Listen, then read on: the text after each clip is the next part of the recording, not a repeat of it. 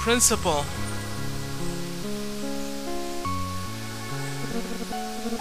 Come on, let's head back to the office. We need to contact the authorities. This can't be. Principal Arabe is no murderer. I can't approve it. You see, I'm the killer.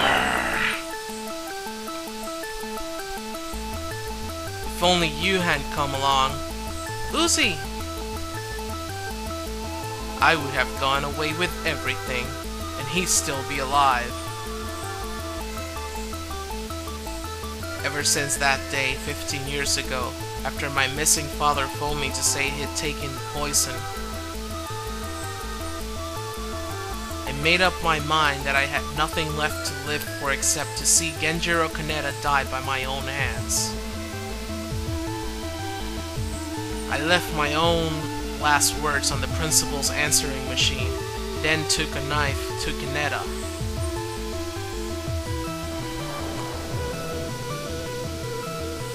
That's when Shinobu came in and saw everything. Genjiro lying on the floor, the bloody knife, and me. Murderer. Standing there in shock, I quickly realized what I had to do. She knew it was as well as I did and ran.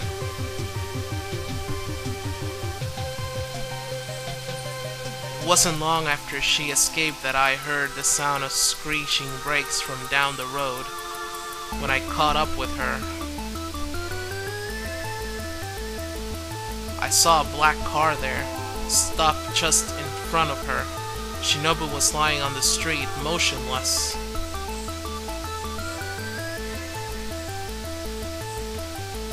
It was Principal Urabe.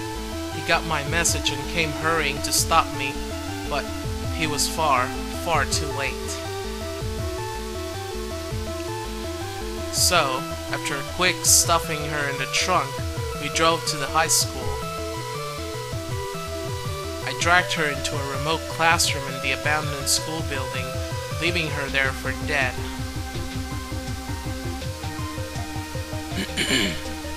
I watched her lay there, regretting ever getting either of them involved, but then, a second later, I looked back at her, and she wasn't there.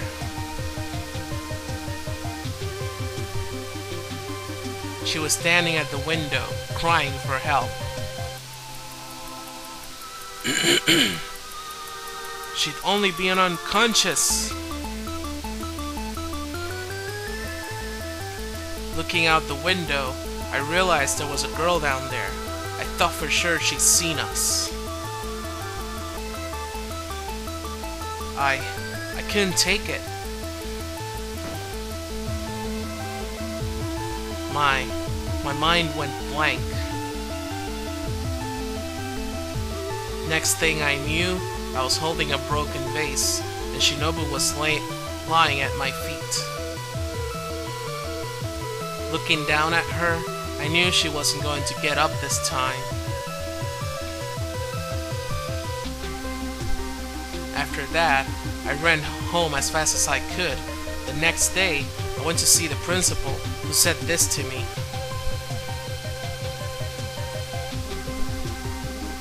Forget everything. The principal helped me, and Goro knew it all along. That weasel. I only wish I'd killed him sooner. Seeing an opportunity, Uzi grabs Ayumi's hand and together they rush out of the room. No, not that way. It's a dead end.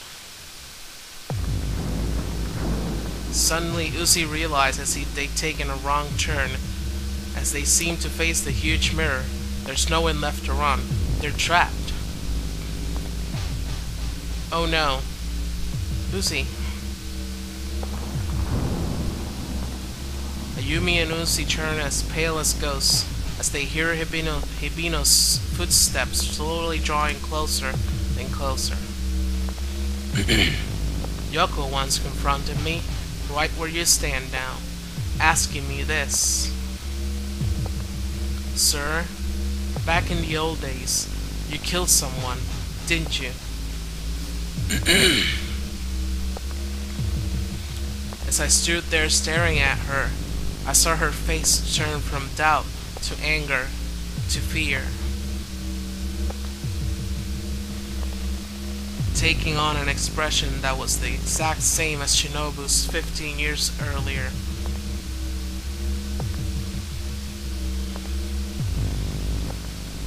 As the forgotten feelings of guilt and amicity suddenly overwhelmed me, I suddenly cried out, "Yes, that's right. I killed you. I killed you 15 years ago, and I'll kill you now." In a blind rage, I wrung her little neck and then until long after she stopped breathing. Oh my god. I hadn't meant to kill her. In a fit of confusion, I just dropped her body there and ran home. However, they found her body in a runoff, miles from here. Why? She died here. Why did they find her there?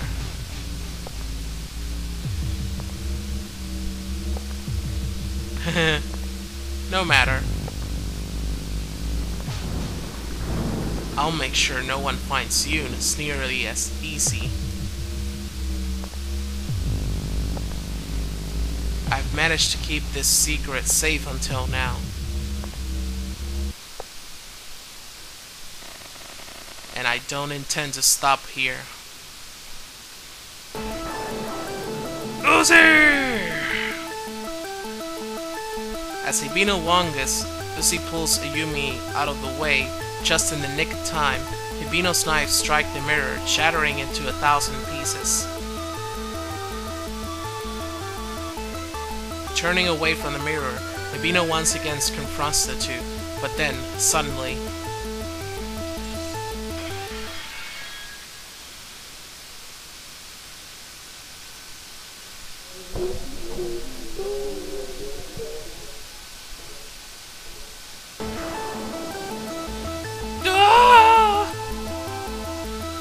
from behind the mirror, a skeleton dressed in a schoolgirl uniform falls onto Hibino.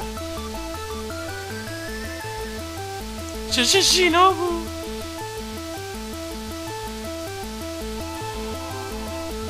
Utsugi and Maruyama suddenly came rushing into the scene. They can do nothing but stand there, staring in disbelief.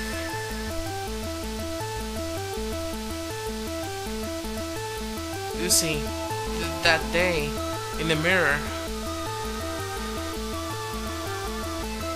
this is what Yoko meant all along.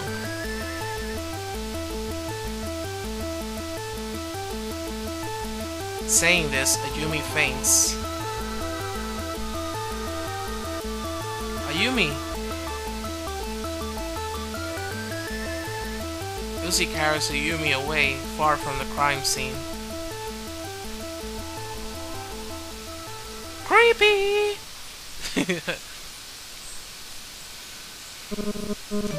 Well, Lucy, that really was something, wasn't it? I owe you my deepest gratitude for doing all you did.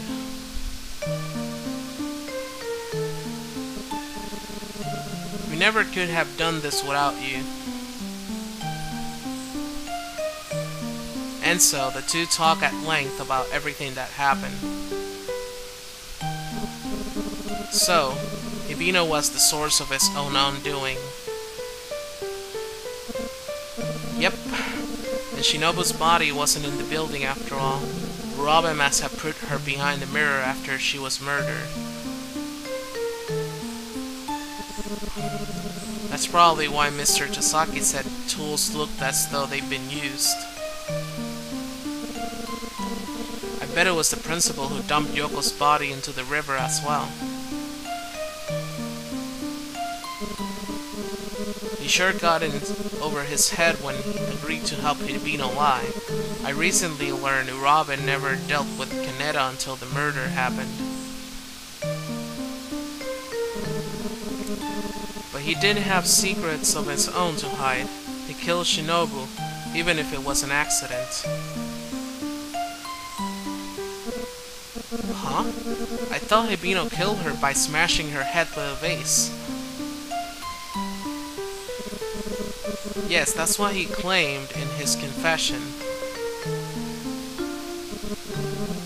But forensics had told me that while such a blow would have caused massive damage to her skull, no signs of any of such fracture were found, not even delivered post-mortem.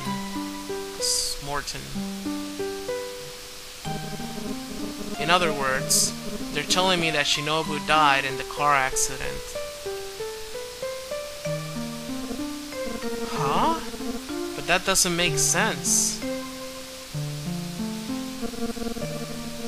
Why would Mr. Hibino have claimed she was yelling at the window she died in the accident? Don't tell me, you're still hung up on that ghost story angle, aren't you? Haha. Well, still Hayama saw her, so yeah. But seriously, there's something I want to talk to you about. Huh? Due to recent events, I've decided to take on another staff member. Ayumi? From this day forward, she will be a full-fledged employee of the Utsugi Detective Agency. Same as you. Isn't it neat, Uzi? I can't believe it. After all we've been through, I'm gonna be your partner now. Cool. I'm still trying to get over what happened with Yoko and Shinobu. By the way, what's the word on Mr. Hibino? Well, I hope he's now finally free from the demons that have haunted him for so long. I just hope he can forgive himself for what he's done. And the pen? Oh, that. Apparently it was a gift from Principal to Hibino, back when he entered college. It seems to have been very important to Hibino. He apparently carried it with him everywhere. But he was calling himself Hibino by that time, not Ushida. Shouldn't the pen's engraving have read TH? That's a good question, Uzi. Having said that, Ayumi, why do you say we go grab something to eat? Oh snap. Sure, let's go. What? Hey, what about me? Poor guy. So much has happened in the past few days. I just can't believe it. Principal Urabe turned out to be a decent man after all. His only fault was feeling pity for others and helping cover up their mistakes. Going through life as a childless widower, it seems as though time and time again he would selflessly act in his friend's best interests. Doing the best he could, he helped Hibino through life, treating him as though he were his own.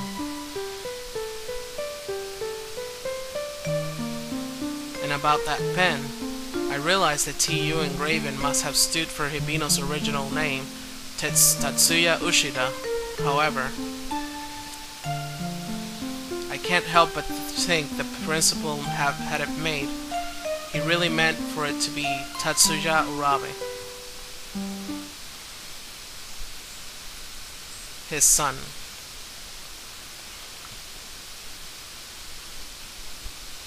And the game is over. Whee! Alright, so I hope for the few people who have been watching this to enjoy it, to have enjoyed it, for those who will watch it in the future as well. And there's a prequel to this game, but like I said before, I don't know how to get my hands on it, and I believe it's for Nintendo or Game Boy or something. And there's a sequel that will be revealed after the credits that I also can't find for the life of mine. It doesn't matter where I look, I just can't find it. And it's really hard, but maybe one day I will, and I'll play that game and see if I can make another Let's Play of the sequel or something. So, yeah. I'll be getting back to Kingdom Hearts. I have already reached the place where I left off, because I began this Let's Play, for those who don't remember. I began this Let's Play to, you know, so that time passes and I can work on getting back to the area where I screwed up and deleted the episode 18, I believe. So I'll be getting back to that, and yeah, I'll be seeing you guys there. I hope you guys had a good time, and this has been Usumachi. I will be reading something after the credits, so I'll see you then.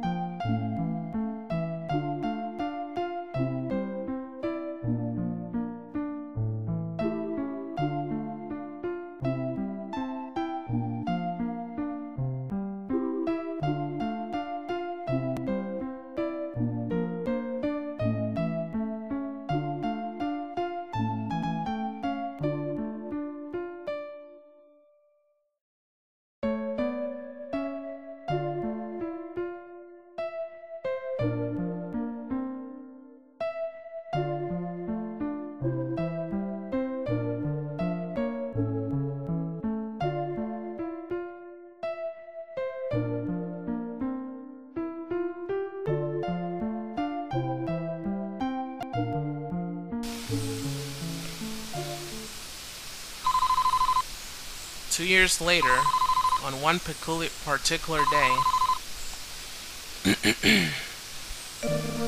Utsugi Detective Agency, Uzi speaking.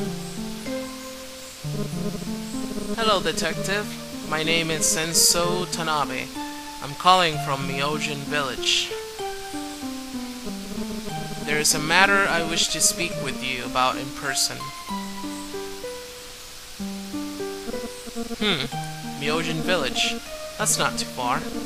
Alright, I'll be there in about an hour. Ayumi, I'm going out. Uzi, where are you going? To be continued in Famicom Detective Club, The Missing Hair, which I can't find. Alright, this is it, and I'll see you guys next time. Bye-bye.